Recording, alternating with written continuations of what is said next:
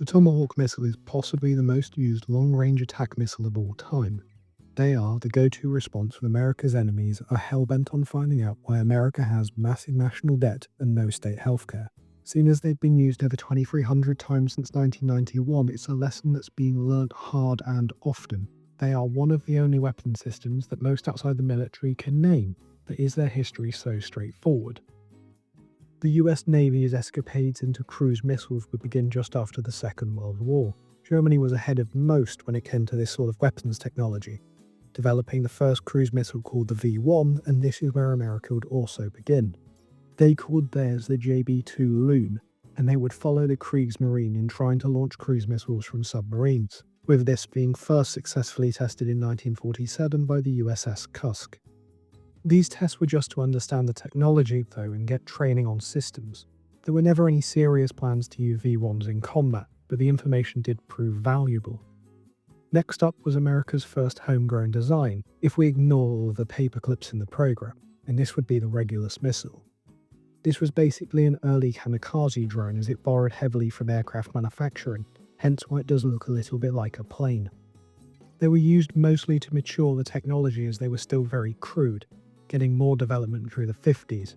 That was until 1958 when the Regulus II program would be cancelled.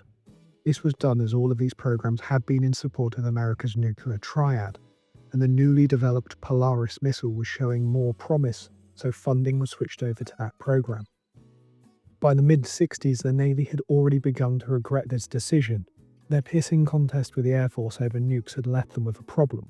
The Polaris missile needed specialized and expensive subs, starting with the George Washington class and going through founding fathers until they reached Ben Franklin.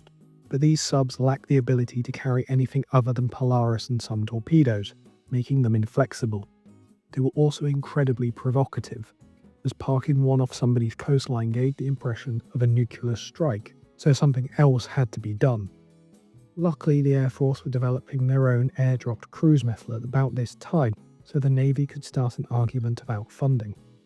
The Air Force's program to develop a cruise missile culminated in the AGN-86 ALCM, and the Navy wanted their own. Capitalizing on the cost of the Ben Franklin class, they would push for their own cruise missile program into the late 60s. This idea was taken up by the Applied Physics Lab at Johns Hopkins University, and they would develop the early designs and proof of concept for what would later become Tomahawk. Then they would begin working with General Dynamics to manufacture them. The first test at sea would begin with the USS Barb, a Thresher-class attack sub, and this testing would drag on until 1983, where the missile would enter service. But it is the 1980s and Reagan has gotten into power, and he's a little bit sick of the Pentagon's internal rivalries. This would lead to a consolidation of programs, and this is where the idea for the Airhawk would come from. But the Air Force already had the AGM-86, so it didn't have a customer. They would also be forced to adopt the ground-launched version of Tomahawk. The reason why the Air Force would operate ground-launched Tomahawks is because they have nuclear warheads, and at this point, no one trusted the army of nukes. With all of this going on, there was also the upgrades that the Navy wanted from testing, which also had to be implemented to appease them.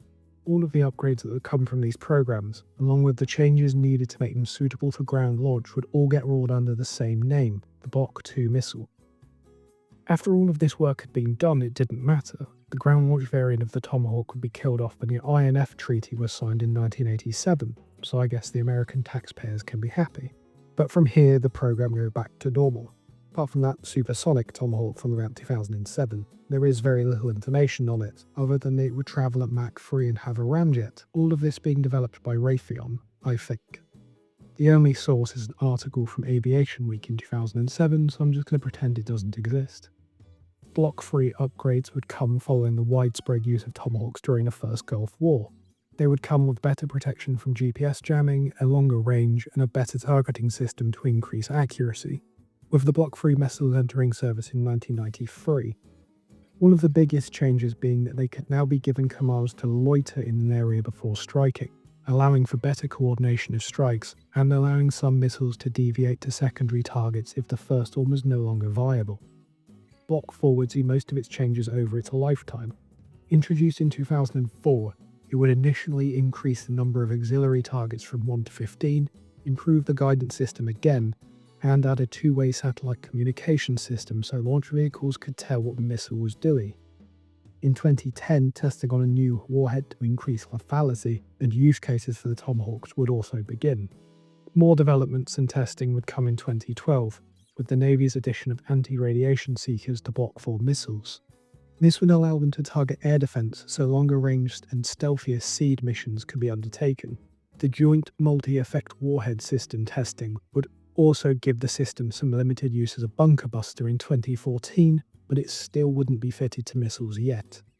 Also in 2014, Raytheon would begin testing an entirely new sensor package for the Tomahawk. This included both passive and active radar along with an internal guidance system, which would allow the Tomahawks to regain their anti-ship sea skimming capabilities that they lost with the Block 2 upgrades. The testing for this program would begin in 2015 as the Navy saw the loss of range as negligible in comparison to the increased usefulness. It was in 2019 that Putin got upset and decided he would pull out of the INF Treaty, opening the door for Trump to do the same. Very quickly, a program to make a ground-launched version of Tomahawk was launched, but this time the Army would take the lead.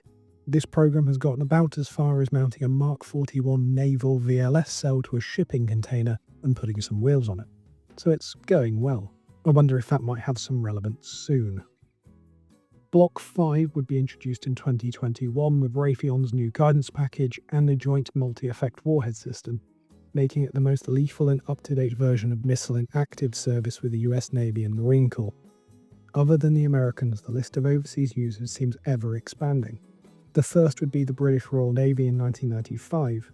They saw how useful the missile was during the Gulf War, and as part of a massive expansion to GPS-guided deep strike capabilities, they would purchase them for their Swiftsure-class subs. The British would also resurrect the Airhawk proposal for their Caisson program.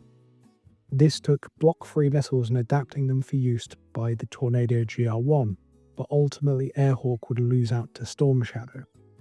Next would be the Dutch. They had been toying with the idea for procurement since about 2005, but for anyone that doesn't know, their politics can be complicated, so it took the invasion of Ukraine for them to finally decide. Next would be Australia, who announced the plans to purchase Tomahawks for their Hobart-class destroyers in 2021, and by 2024 they had successfully test-fired missiles from HMAS Brisbane. The last is Japan, whose adoption is likely to follow the same route as the Australians. Their purchase was announced in 2023 and they're likely to enter service somewhere in 2026 or 2027.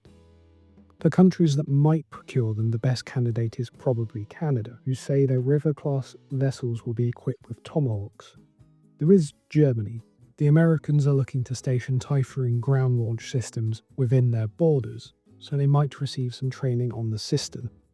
Last is Poland. They toyed with the idea of procurement back in 2015 for their subs, but since the Russian invasion of Ukraine, their interest in buying anything American has expanded.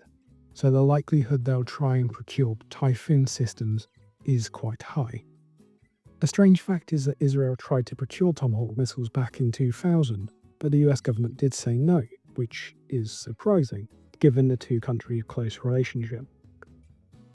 Coming in at a weight of 1,300 or 1,600 kilograms with a booster attached, the warhead weighs 450 kg. Measuring in at 5.5 or 6.5 meters long if you're using the range booster, they're about half a meter wide with their wings folded, and about 2.7 meters with them extended. All of this is a relatively dense package that allows the US Navy to carry over 150 on each sub, and just over 100 missiles on the Arleigh Burke-class destroyer. The range of the Block 5 missiles comes in at over 900 nautical miles, which for the nautically challenged is 1,660 kilometers or 1,000 miles, flying towards their target at 0.74 Mach, or 920 kilometers an hour. It is subsonic, but at an average height above the ground of only 40 meters, it doesn't need to be moving that fast to avoid being shot down. Clearly, for a weapon system that has been around for so long, and when the Pentagon has demonstrated it would rather adapt them over a replacement, it's clear they are very effective. The biggest problem appears to be using them. As I said earlier, from the outside at least, they appear to be American go-to system for retaliating militarily, but this can soon be a problem, their high cost, coming in at $2 million a missile.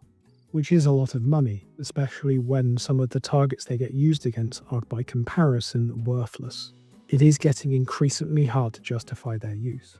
They also need very expensive ships or boats to fire them, which adds to the overall bill. It's clear for right now, however, there is no actual alternative that matches both the range and warhead. The Air Force's AGM-86 costs 1 to 1.5 million each, but doesn't have the range. The Army has PRISM missiles, but again their range is only 500 kilometers. New proposals are coming from Lockheed Martin and Anduril. Lockheed's comes with an alleged per unit cost of $150,000, but it comes with the same recurring problem. It only has the 500 kilometer range, with Anduril's proposal having similar limitations. My engineering degree is in civil engineering, so I'm very good at building targets, but it seems there are some clear engineering problems of building missiles that can carry a 500 kg warhead with a range of over 1500 kilometers at a low cost.